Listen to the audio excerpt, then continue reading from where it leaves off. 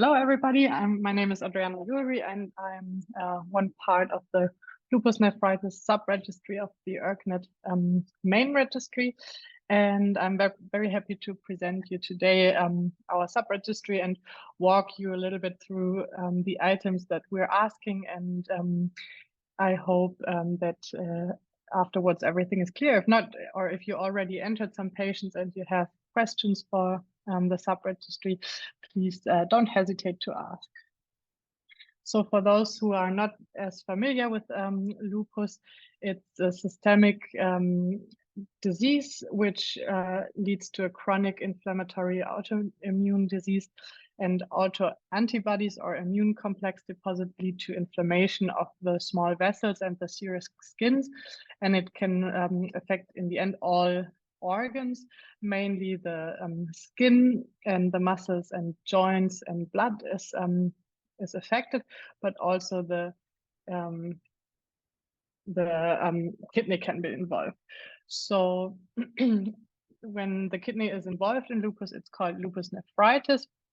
And the lupus nephritis is observed in 40 to 80% of children affected with lupus, and is with that it's more patients in the children cohort are affected than in the adult cohort.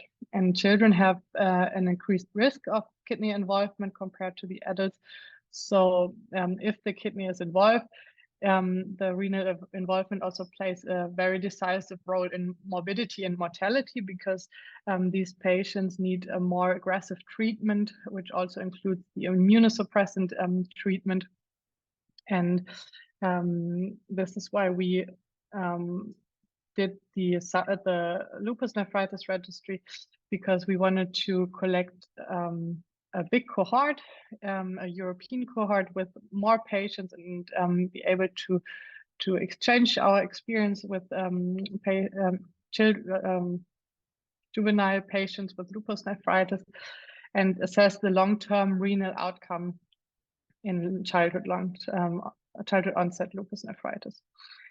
So we want to detect the comorbidities and the long-term effects of the intense treatment, especially the immunosuppressant treatment, and in order to improve the treatment and the outcome of these patients.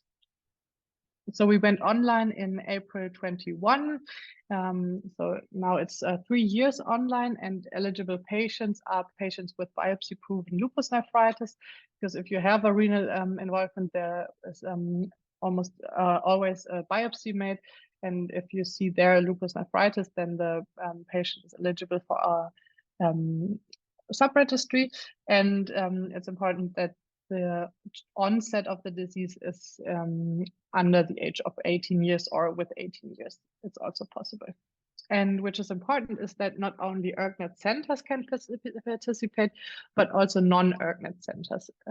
For the ERKNet centers, it's very easy, because in the actual consent form, there is also a part for the subregistry where the patients can or the parents can accept also the subregistries.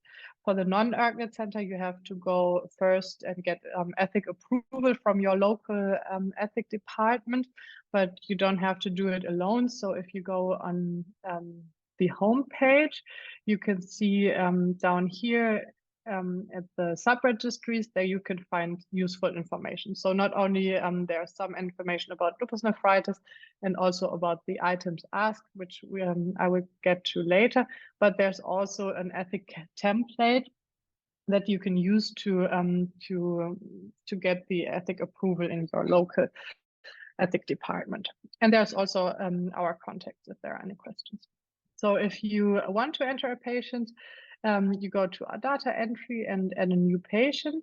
And there you can see at the beginning of the basic data, there are the subregistries, and you can just click on the childhood onset SLE registry, and then there will be additional information asked that will not be asked if you enter the patient just in the main registry.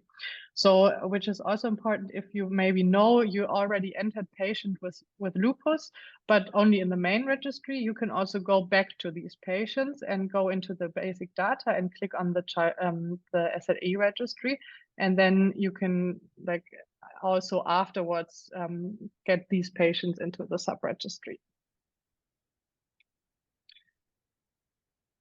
And if you enter a patient, you can see here the items that are asked. So mainly the basic data is the like the first visit kind of where we ask a little bit more of the basic data. Then there will be annual visits that you can add annually, and medication, extracorporeal therapy, and also if the patient is terminating the study, then you can also click here.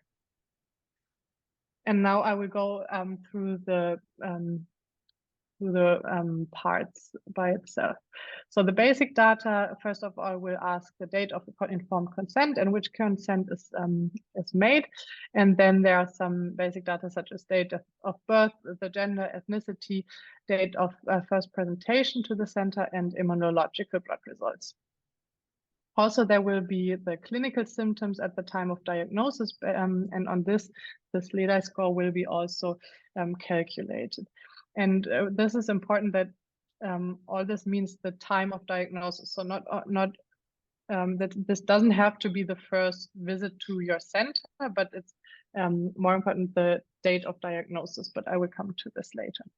And the primary renal diagnosis, as you know it from the main registry, is actually pre-filled here because only these with childhood onset systemic lupus erythematosus can be entered. So you don't have to actually fill this out, only if you have an additional diagnosis as well.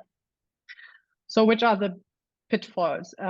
First of all, if you can't save the sheet, then maybe you have to go back because there are some items that are mandatory, such as the renal function, the blood results of the renal function that are mandatory.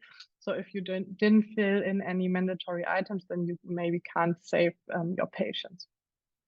And then there's two questions asked. The first is the date of first renal symptoms, so such as proteinuria or hematuria, and the date of first systemic symptoms. So as I earlier said, in the end, all the organs can be involved. So if maybe there's a rash or fever or anything, this would be one of the first systemic symptoms. So we want to differentiate under this if the patient presented itself and the diagnosis was already with renal involvement, or if maybe first there were some systemic symptoms and afterwards the kidney was involved. So since all the patients have received a biopsy, we also ask the class of the histopathological class of the biopsy, and there are actually two. So one is a little bit older, the WHO, and it differentiates if there's a focal lesion or a diffuse lesion, for example. And the other classification, the ESN-RPS, actually differentiates also into active and chronic lesions. So if you have both, please also enter both, because we want to match the histopathology with the symptoms as well. So if you're unsure, in the end, it's always better both, or if you have to choose, then the ESN-RPS is actually preferred. Then there's a question, when was the diagnosis considered confirmed? And we would actually count the date of biopsy as the date of diagnosis of lupus nephritis, not the systemic lupus, but of the lupus nephritis. And also in the proteinuria, we ask, you can enter three kinds of proteinuria. The first would be protein creatinine ratio. The other would be 24 hours urine, and the third one, dipstick. And the dipstick is always the easiest one because it's almost always made, but actually the more accurate would be the protein creatinine clearance. So if you have two different, then the first one would be the protein creatinine clearance that we would prefer, then the 24 hours urine, and only if you don't have any other urine analysis from the laboratory, then it's okay to enter the dipstick.